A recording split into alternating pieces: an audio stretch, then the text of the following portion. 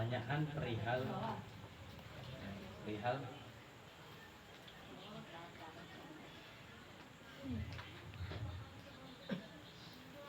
tema yang Anda baca perihal ada sebuah pertanyaan yang berbunyi waktu kita wafat. Waalaikumsalam warahmatullahi. Diarah kalau di sini dia. nggak apa-apa sih, sama aja.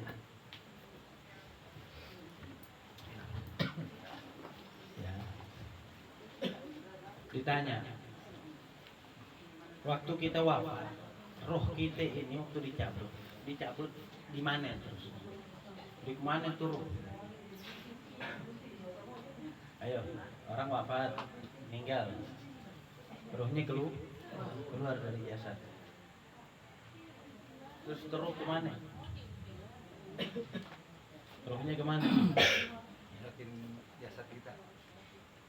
Kata siapa? Mana ini? Kelawak dulu. Di situ sepakat ulama Ahlus Sunnah wal Jamaah dikatakan oleh Imam Qurtubi. Jasad kita pertama kali keluar roh kita waktu pertama kali keluar dari jasad itu dibawa sama malaikat, digandeng sama malaikat. Tapi ada yang kelupaan tuh, maaf ya. Sebelum keluar ini roh, makanya saya bilang beruntung orang ngaji itu, beruntung duduk di majelis taklim itu beruntung ya. Kenapa? Karena dikatakan sesuai hadis yang ada, riwayat yang ada, orang waktu sakaratul maut, kalau dia orang soleh, kumpulnya suka sama orang soleh, kumpulnya di tempat-tempat yang baik, besok waktu dia lagi sakaratul maut tenang. Yang bakal datengin dia, ngelilingin dia para malaikatnya Allah sama arwah orang-orang soleh. Tapi kalau orang ahli maksiat, besok waktu dia mau wafat lagi sakaratul maut, lagi sekarat, yang ngerubutin, yang ngeroyokin dia, yang ngelilingin dia, yang ngeliatin dia, yang nungguin dia para syaitan bersama arwahnya orang-orang yang su'ul khotimah, orang-orang ahlul maksiat. Ya. Jadi makanya orang hidupnya di majelis taklim aja, ngaji, berkawan sama kawan-kawan anak-anak ngaji, anak taklim, insya Allah waktu besok di sakaratul maut yang dampingin dia para malaikat Allah beserta arwahnya orang-orang soleh. Amin. Nah, waktu ruhnya sudah keluar, waktu ruh sudah keluar dari jasmani, itu langsung buru-buru digandeng sama malaikat, dibawa ngadep ke Allah Ta'ala, dibawa ngadep kepada Allah Ta'ala. Kalau seandainya dia orang soleh, dia bakal dikasih lihat tempatnya sama Allah di surga. Itu tempat ente nanti di surga, itu tempat ente, kafling ente di situ tuh, kata Allah Ta'ala.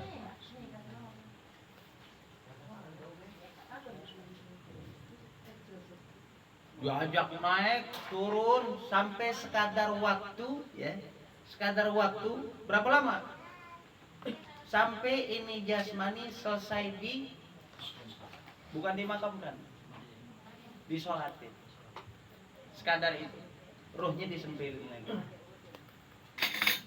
Kalau ahlul maksiat dikasih lihat dulu sama Allah tuh tempat ente di neraka, di situ hukumannya begitu modelannya. Ya kan, karena nggak langsung masuk neraka, masuk kubur dulu dia. Ngadepin azab kubur dulu, selesai dikubur baru nanti tempatnya rumah jadi neraka, dipulangin sama Allah di neraka. Ngeri nggak? Kalau orang soleh enak, dikasih lihat dulu mau tuh tempat ente tuh di surga tuh. Kenikmatannya, jamuannya nanti bakal kayak begini. Udah tidur enak di kubur. Nggak berasa. Kayak lagi mimpi aja, mimpi indah aja. Tahu-tahu bangun, kiamat. Kiamat dibangkitin lagi sama Allah Ta'ala, dikumpulin itu sama para anbiya, sama orang-orang soleh, sama para aulia, sama para syuhada. Jadi keadaan kita besok penentunya sekarang. Penentunya kapan? Sekarang. Penentunya sekarang. Sekarang kumpulnya sama orang baik. Kumpulnya sama orang baik di tempat baik. Hatinya terpaut sama Allah. Besok waktu diwafat dari sakaratul maut udah dibikin enak. Udah dibikin? Iya enak, kita mau meninggal nih. Kalau kita sekarang karena umurnya belum dekat aja. Jadi mau mati ini udah malas saya mikirin keluarga belum ini. Aduh besok anak gue, bini gue bagaimana keuangannya. Orang sekarang gue belum mampu. Hah? Nggak dia sadarin tuh, padahal tuh rezeki udah Allah yang tanggung. Allah yang jamin. Dia aja pada mau ruwet-ruwet. Pakai mau sok-sokan ruwet. Mau kurang ajar mikirin apa yang udah jadi urusannya Allah.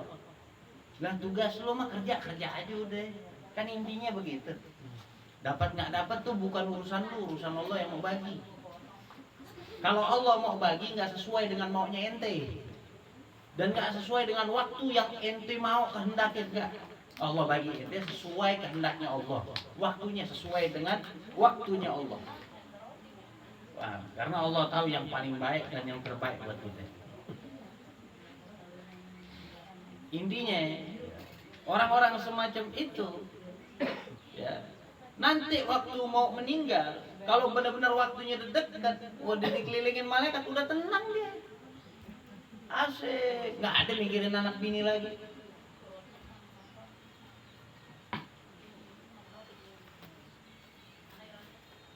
Faqad arahallahu ruhahu. Allah udah membuat nyaman ruhnya. Yang kita sekarang nih, waduh besok gimana, besok kalau gue mati ini belum siap mati dah, anak bini gue belum rapi, pada pendidikannya belum selesai. Kalau udah waktunya deket. Dan subhanallah kumpulan dia di dunia, kumpulannya sama orang-orang yang baik, duduknya di tempat-tempat baik, semacam tempat seperti ini. Oh, udah tenang. Jadi hibur sama Allah udah. Lagi sekarat nih, lagi roh mulai dicabut, malaikat udah mulai ngumpulin, udah ngumpul ngeriung ke dia. Malaikat udah mulai ngeriung deketin dia. Orang soleh juga begitu juga, arwah-arwah salihin begitu juga, udah kumpul deket dia. Oh udah tenang. Dikasih bius sama Allah Ta'ala, dikasih obat bius sama Allah. Begitu rohnya keluar, dibawa buru-buru ke Allah. Dibawa buru-buru ke Allah cuman buat ditunjukin doang tuh tempat ente di sorga. Di situ tuh nanti ya. Nikmatnya kayak gini, ente bakal dijamu seperti ini. Nanti yang bakal jadi milik ente ini. Ini hak ente semua.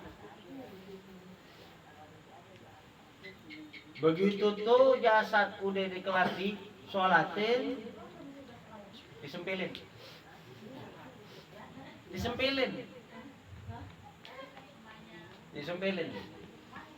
Sampai kapan? Baru nanti sampai dia dikubur. Waktu dia lagi digotong tuh, habis sholat digotong ke makam, didengar tuh semua suara orang lagi ngomongin dia. Yang baik, yang buruk semua didengar tuh pokoknya. Dikasih dengar sama Allah Ta'ala. Cerita kayak gitu. Pilihanmu ada di tanganmu. Kalau salah pilih presiden, yang hancur paling jasmani, yang hancur paling zahir, ya enggak? Salah pilih presiden yang hancur zahir, nggak dibawa mati. Kita salah pilih presiden, ya enggak? Hancur negaranya. Tapi ente salah ngerumat diri, salah ngerumat nasib, salah ngurusin nasib di bumi, salahnya nanti tuh di akhirat abadi, nggak bisa dirubah. Nggak bisa dibenahin, nggak bisa dibenahin. Jadi begitu. Tapi insya Allah kita insya Allah ya berkahnya kita kumpul di majelis taklim, di majelis baik, majelis warisannya baginda Nabi SAW dari sekaratul maut ya, sampai dibawa ke kubur, sampai dibangkitin, insya Allah dalam keadaan enak. Insya Allah dalam keadaan enak. Insya Allah. Itu rezeki yang paling gede itu. Itu rezeki yang paling orang sekarang nih heran.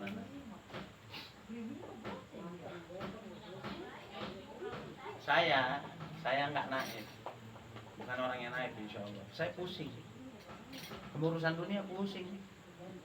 Lah emang itu haknya si Zohir memang pusing urusan dunia. Cuman nggak usah lebay. Gak usah menjadikan pusing kita malah jauh sama Allah Ta'ala tuh nggak boleh. Haram.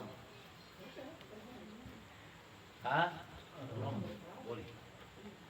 Pusing, ngaji mah ngaji. Karena kalau pusing lu kagak ngaji, lu tandanya cuman lebih musingin urusan dunia lo yang lo nggak bawa mati. Urusan lu besok di kuburan bagaimana lo kagak pusingin. Jangan sampai ntar lu udah digebukin habis-habisan di kuburan baru lu pusing. Hati-hati tuh. Hati-hati. Pokoknya nasibmu di akhirat bergantung dengan nasibmu di dunia. Nasibmu di dunia baik, di akhirat baik, insyaallah. Paham? Iya. Kita nggak ada lain Nabi ngewarisin perkumpulan kayak gini nih, perkumpulan kayak gini. Nabi berharap kita orang dapat manfaat banyak.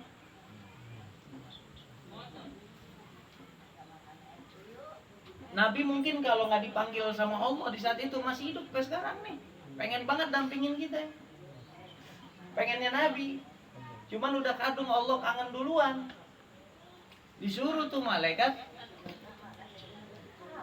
Israel datang, tanya mau nggak pulang. Kalau Allah Tuhanku kata Rasulullah, udah rindu pengennya begitu, ya udah saya pulang. Israel tanya dulu, jangan langsung cabut kata Allah. Kalau dia masih mau hidup di dunia, dia biarin sampai kapan aja dari mau hidup. Cuman Nabi nggak pernah mementokkan, menyudutkan maunya Allah dengan maunya beliau. Nggak pernah mau nabrak Nabi. Allah punya mau begini, Nabi tabrak dengan maunya. Nggak sewenang-wenang juga Nabi. Nggak aji mumpung, nggak mentang-mentang Allah nurutin. Udah semau maunya. Kalau kita selama diturutin, wah udah minta seenak-enaknya udah. Ya jidat, seenak jidat, seenak perut, seenak pusar. Tuh kalau kita begitu tuh. Kalau Nabi nggak ada. Allah maunya bagaimana? Allah kangen. Ya udah, ini siap kata Nabi. Cuman umatannya bagaimana? Udah tenang, umat ente begini jamin. Ya udah kalau jaminannya begitu oke dah. Lagi dicabut, diberhentiin dulu sama Nabi. Begini sakitnya nih, sakaratul maut. Ya Allah, umatannya kesian, nggak kuat nih. Seperempat rasa sakit umat aneh itu waktu sakaratul maut, ada tanggung, timpahin semua ke saya, tumpahin ke saya kata Nabi. Jadi besok itu sakaratul maut, rasa sakitnya seperempat udah tanggung sama Nabi, yang kita rasain nggak polteng tuh. Lu pusingin tuh urusan begitu. Urusan dunia lu pusing sampai rambut lu botak juga. Ya? Hampir rambut lu botak nih, ya. Lu mati kagak lu bawa itu. Lu mati kagak lu. Urusan dunia nih kita pusingin lagi. Sampai kurus kering. Kayak orang cacingan. Nggak ada yang dibawa, sedikit nggak ada yang dibawa. Tapi yang nyari duit buat amal, Beb. Ya, amal lu belum tentu diterima. Lu sedekah, lu ini, lu itu tuh ikhtiar. Memperbanyak amal baik, siapa tahu salah satu dari amal baik aneh ada yang diterima sama Allah. Karena nggak ada yang tahu. Karena Allah rahasiakan pengkabulan dari amal baik kita. Dirahasiakan kan? Nggak ada yang dikasih tahu sama Allah. Ini amal baik ente yang ini nih diterima nih. Nggak ada begitu, dirahasiakan. Apa hikmahnya? Biar kita nggak tertipu dengan amal. Udah cukup, gue segini. Jangan, biar nggak begitu tuh. Biar nggak begitu. Kalau kita tahu, wah alhamdulillah diterima amalannya yang satu ini sama Allah, dah beres dah. Nggak beramal lagi besok kita. Ketipu kita sama amal. Ya Allah, kalau sekarang kan kagak. Ya Allah, ini nggak tahu nih sedekah yang mana yang diterima sama Allah, baik aneh yang mana sama orang yang Allah terima. Muamalat aneh yang mana yang diterima sama Allah, kita nggak tahu tuh, dirahasiakan sama Allah. Tujuan apa? Biar nggak berhenti kita beramal baik, itu intinya. Paham? Jadi begitu. Makanya ta'lim aja dikasih tahu sama guru. Dari bab anu ke bab anu ke bab anu ke bab anu. Ya Allah, banyak banget tuh. Jalan baik banyak banget yang bisa kita amali. Jalan pembuka ini banyak banget. Benar. Kita rasa kita punya salah sama Allah, kita bisa benahin di situ. Jadi dikasih tahu nikmat sama Nabi. Dikasih tahu nikmat sama Nabi, ini nikmat dari Allah kayak begini nih. Ente pakai deh kata Nabi. Ini contoh nih yang malam nih kita mau baca nih. Di malam yang kita mau baca nih, kita tahu musuh kita syaitan. Kata Nabi SAW, Ma min abdin, tidaklah dari seorang hamba yaqulu membaca bismillahirrahmanirrahim ila zaba syaitanu kama yadhurbu rasus ala nar.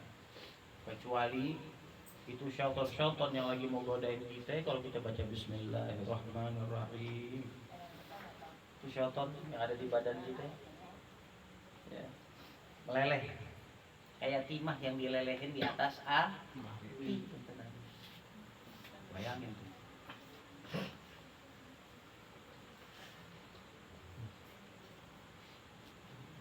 Bahkan diriwayatin dari Sayyidina Atha bin Jabir bin Abdullah, ya, dia berkata, diceritain nih cerita. Lama nazala bismillahirrahmanirrahim. Lama nuzila bismillahirrahmanirrahim. Tatkala diturunkan ayat basmalah sama Allah Ta'ala, diturunin nih ke bumi, proses turun ke bumi nih bismillah. Harabal ghaimu ilal masyriq. Awan semuanya minggir ke timur, monjok ke timur, minggir. Langit bersih banget, kagak ada awannya. Awannya minggir ke timur, semua ngumpul pada reunian. Jadi awan Amerika jadi Asia lagi pada ngumpul waktu itu. Iya. Ya. Wasakanat Arya, angin jadi tenang. Gak ada angin lewat, gak ada, tenang. Mati angin, gak ada. Wahajal bahr. Tapi di saat itu laut yang bergejolak. Bergejolak tuh laut. Laut bergejolak. Wa asghat al-bahaim bi adaniha. Binatang yang ada di muka bumi semua pasang kuping nih. Menyimak ayat itu lagi, proses penurunan ayat basmalah. Warujimat asyayatinu minas sama. Syaitan dilemparin sama Allah Ta'ala dari langit, dilemparin. Dan di saat itu wahalafallahu, Allah bersumpah azza wa jalla ya, bi'izzatihi, dengan kemuliaannya Allah, la yusamma ismuhu ala saqmin illa syafa'u. Allah bersumpah, saya bersumpah kata Allah Ta'ala, tidak disebutkan namaku kepada orang yang sakit kecuali aku berikan kesembuhan, kata Allah. Ini sumpahnya Allah nih. Wala yusamma ismuhu ala syai'in illa baraka fih. Dan tidaklah disebut namanya Allah Ta'ala, yaitu basmalah, bismillahirrahmanirrahim, di atas sesuatu kecuali barang itu yang dibacain basmalah, bismillahirrahmanirrahim, dipenuhi barokah oleh Allah. Makanya kita kalau minum disunahin baca bismillahirrahmanirrahim.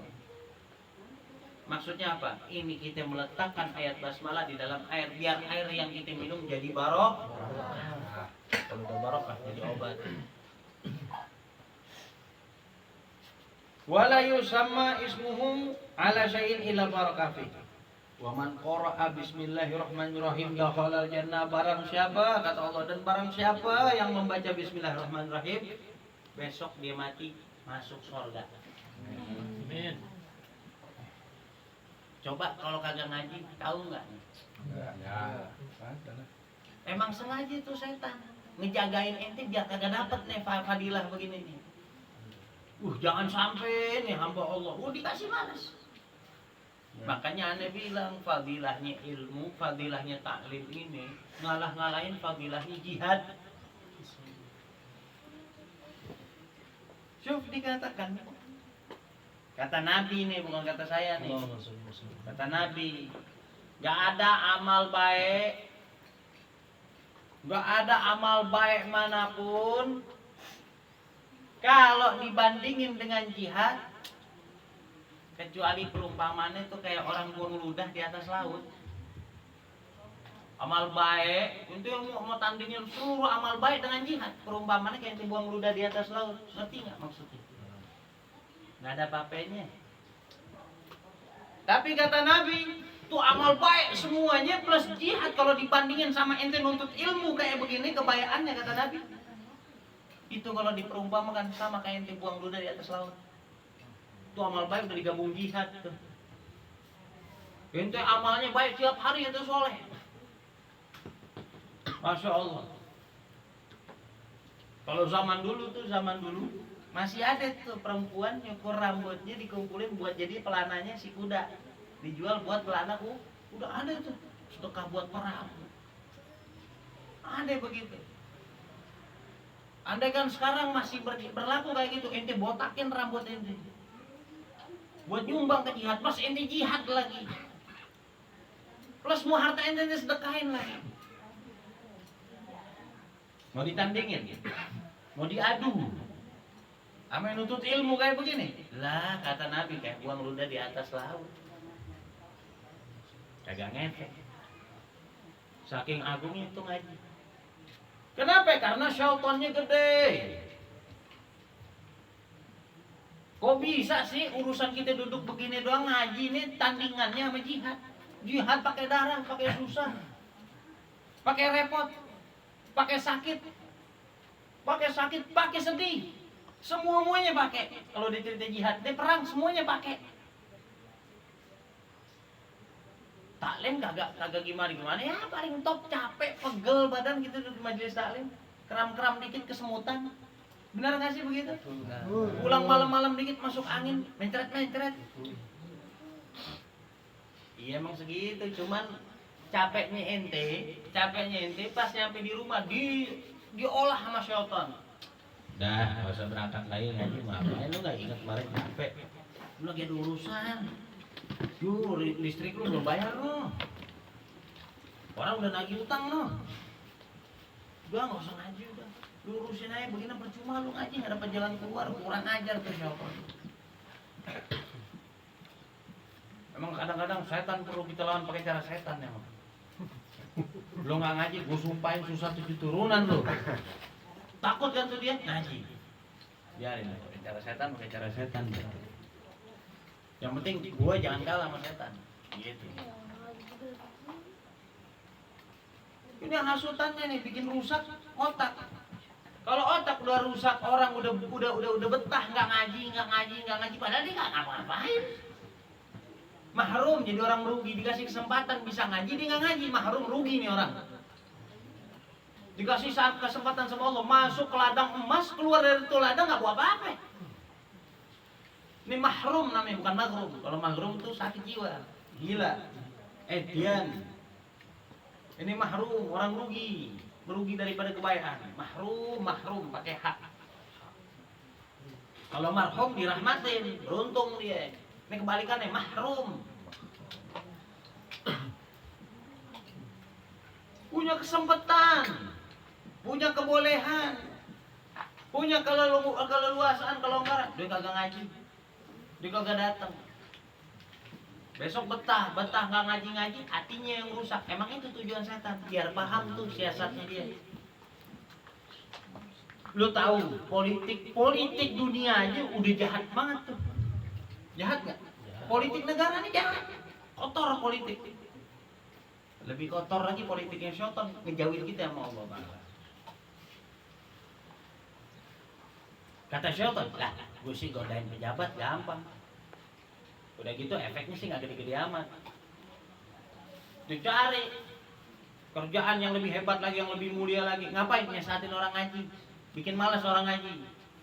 Ini yang lebih ajaib. Kalau semuanya udah nggak ada yang ngaji, hancur nih bumi udah. Ikut dajjal semua. Besok begitu dajjal keluar, ya kan, bawa-bawa aroma-aroma keduniawiaan, kekayaan, materi yang berlimpah. Orang yang kurang iman ya kata Nabi, baru melihat, baru nyium baunya, beriman udah. Memang itu yang dicari. Itu yang dicari. Dia pengen rusak tatanan umat baginda Nabi besar Muhammad. Tiap tahun ngadain Isra Mi'raj. Tiap tahun ngadain Maulid. Tapi pahalanya udah hancur di jalan habis semuanya. Kemakan nama politik setan. Kemakan nama politiknya setan. Kelar. Itu bukan cuma buat antum-antum. Termasuk saya. Hati-hati udah masuk tol, belum ini, belum itu. Oh, banyak nih. Kalau kelihatan enak, cekot tabokin. Iya enggak? Cekek lehernya, tabokin tuh enak tuh. Ngomong saya enak, Beb. Kalau di bawah baru dinongolin wujud kuntilanak itu udah ngibrit itu. Iya kan? Enggak rasanya gergetan kan begitu ya. Kalau kelihatan gua tahu bukan kelihatan ya. Dia kagak kelihatan. Mainnya di dalam darah kita. Mainnya di dalam darah kita. Kalau Habib Syaman ya, pale lu. Sama, lebih berat malah. Wallah nih anak habis sholat maghrib tadi nih, habis sholat maghrib. Baca ratibnya udah gini-gini nih. Kata hari mana, dia nggak usah berangkat ente kalau cakep, kesian badan ente. Udah kelasnya jam berapa nih? Azan Isya setengah 8, jam berapa nih? Jam 8. Oh dia jalan aja, bismillah, jam 8 jalan. Terakhir itu ngantuk-ngantuk, di jalan hilang ngantuk, kurang ajar kan? Coba kalau anda turutin, nasibannya sama Bang Ferry.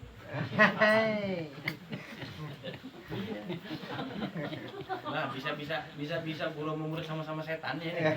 Oh, jangan, berat godaannya.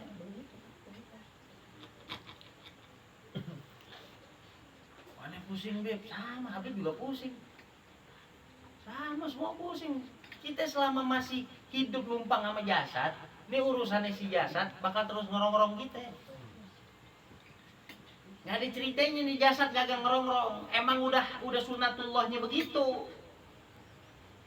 Lain sama ruh kita. Kalau ruh kita nggak butuh nasi.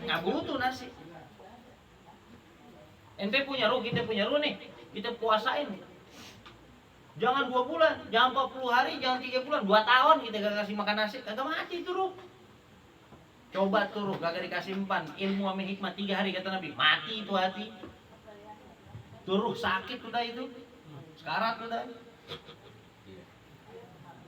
Nah, jadi wajar nggak kita pusing sama urusan dunia? Wajar. Tanya asik-asik banget pada bercanda nih. Besok dudukin misa-misa ya. Jangan kumpul. Nggak boleh ngumpul. Nggak boleh bercanda di majelis, nggak boleh. Yang tua aja tuh pada serius.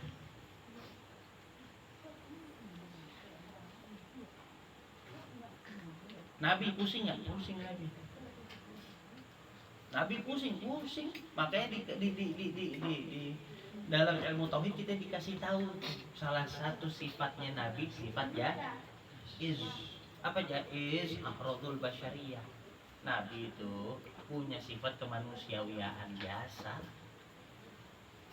Aneh pegang kitabnya Yazid Ana Habib Salim bin Toha Al-Haddad. Kita puluh kan, kitab tauhid dikasih ya. Baca. Di situ dijelasin Nabi pusing kayak kita sama. Cuman pusingnya Nabi nggak nurunin kemuliaannya beliau. Nggak kayak kita jadi bikin nguber-nguber dunia kan? Nabi malah menggunakan itu untuk mendidik hatinya untuk bersabar. Bayangin ente Sayyidina Hasan wal Husain, 2 pemuda ahli surga, pangerannya surga. pangerannya surga, putra mahkotanya surga nih Sayyidina Hasan Husain 3 hari nih kagak masuk makan perutnya. Ngelantang lintang lintung udah di kasur. Bayangin udah perih perutnya. Sampai Sayyidah Fatimah keluar nanya ke Rasulullah, ya Rasulullah punya gandum nggak dikit? Sama nggak punya, kata Nabi. Lu susah nggak pakai ceritanya itu ada nggak makan 3 hari, nggak ada, masih makan tiap hari. Jadi jangan dijadiin dalil tuh ya, hati-hati, jangan dijadiin dalil nggak ngaji gara-gara pusing urusan dunia, jangan, alhamdulillah. Jangan, tuh itu setan tuh. Itu setan, nggak ada baik-baiknya sama sekali. Nabi biar kata susah, mikirin kita masih. Kita susah dikit, kita tinggalin Nabi.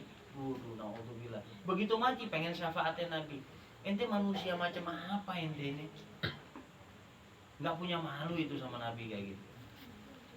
Nggak ada malu-malunya sama Nabi. Kita kalau bukan karena Nabi nggak dapat nih fadilah kayak gini. Baca bismillah dapat begini, baca la ilaha illallah dapat begini. Duduk di majelis ilmu dapat kayak gini. Nggak ada ceritanya kalau bukan karena Nabi. Ini hadiah dari Nabi semua nih yang kita lagi kaji nih, hadiahnya baginda Nabi Rasulullah. Jadi jangan pakai kita musuhin Nabi. Nabi ntar lo ya lagi pusing nih Nabi. Nabi ini urusannya belum kelar nih Nabi. Nabi dari belum begini hari sampai hari kiamat nggak kelar-kelar ngurusin kita kalau ente mau tahu. Tiap hari nangis lihat umatnya. Tiap hari nangis. Ini terakhir ada cerita. Nah, orang kalau undangan